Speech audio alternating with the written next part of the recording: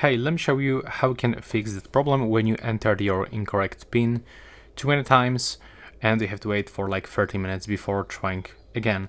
So all you have to do is just to click on the plus button in the right upper corner, just click on it once, and you will simply be able to log into your Nintendo account. So you have to click to sign in, select your account.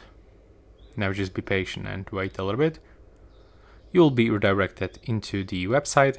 You can scan the QR code by using your phone, or you can use other sign-in methods, and you can just do this straight from your console. As you can see, here we are. So you have to click over here and simply input your password. So that's what I'm gonna do right now. And just click OK to go forward. Now, as you can see, the console is unlocked, and that's basically how you can fix this.